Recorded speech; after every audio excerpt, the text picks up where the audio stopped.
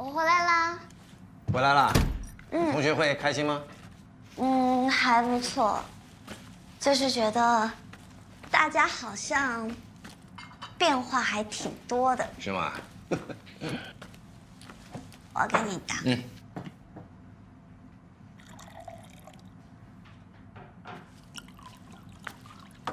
我帮你切吧，妈妈。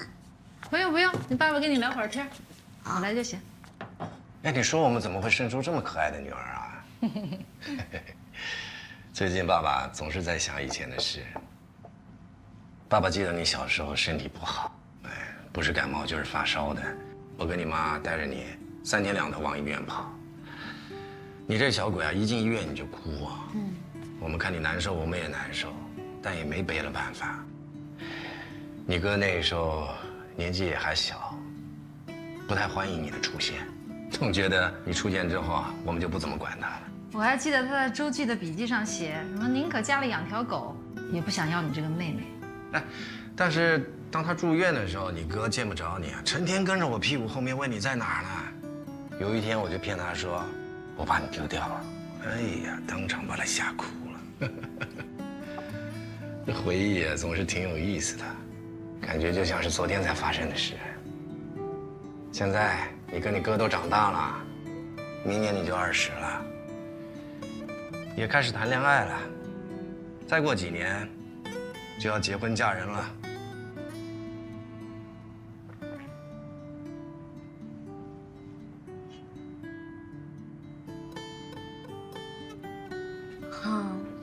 对啊，时间就是过得很快的嘛。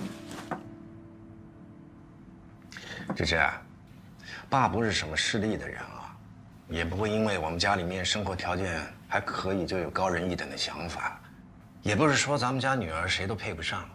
当然了，谁想当你的男朋友，我一定能找出他的毛病来。也不是说我们家芝芝吃不了苦，只是我跟你妈真的舍不得让你吃苦，就怕你以后日子会过得不好，无时无刻有这样的担忧。不要担忧，爸爸，我真的没有吃苦，我每天都很开心，很开心。开心就好。我就是想说，我就是个普通爸爸，跟世界上的爸爸都是一样的。我就是希望自己的儿女能够一路顺风顺水的，能过得平安、快乐。你这儿。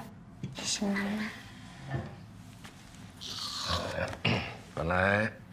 本来我想瞒着你，就怕你听了之后会不开心，会怪我们。今天你不在家的时候，我把段嘉许约来了。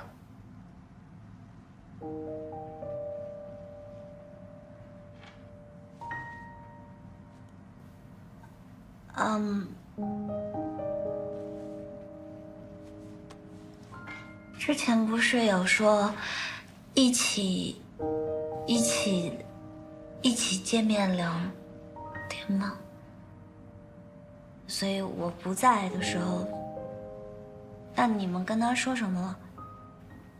我就是把我跟你妈顾虑的事情都跟她说了一遍。这说的话呢，在某方面可能会伤害到她，但她也说了，她会认真的考虑一下你们的未来。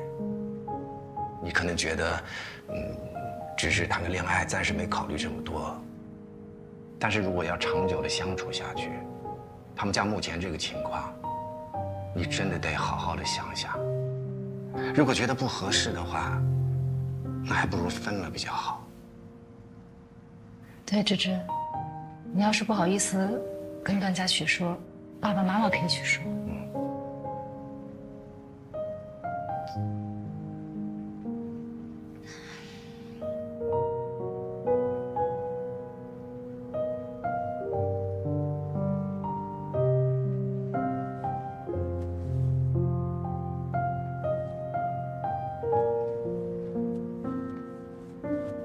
我知道我在你们心里一点苦也吃不了，但是他真的没有让我吃苦。现在还有就是，即使他家里的情况是这样，他爸爸一直卧床不起，我也愿意未来跟他一起面对，一起承担。我们的感情不是一时兴起，我们是经过深思熟虑的。但是可不可以不要对他有偏见？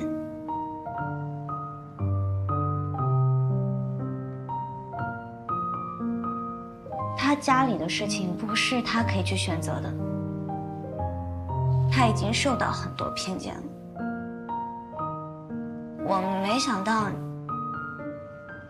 你们会。现在我跟爸爸最担心的，我有点累了，我先上楼。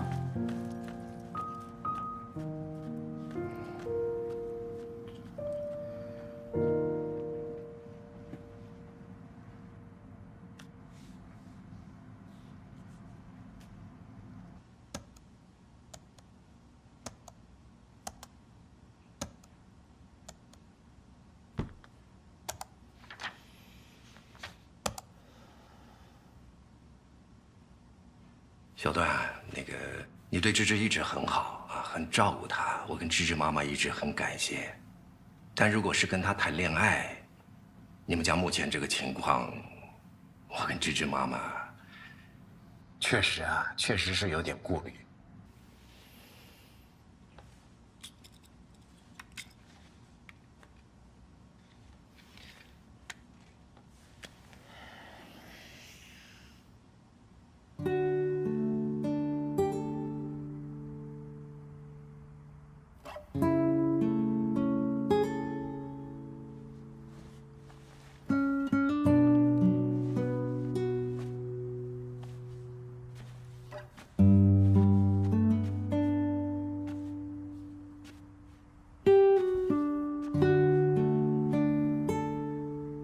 为什么要跟段嘉许说那些话？他一定觉得很有压力。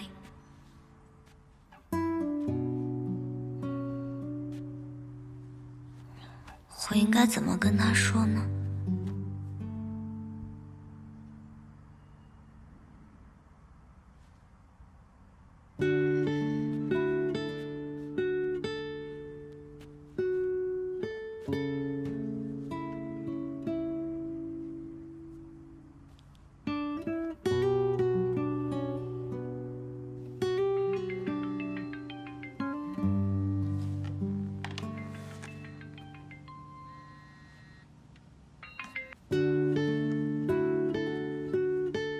喂，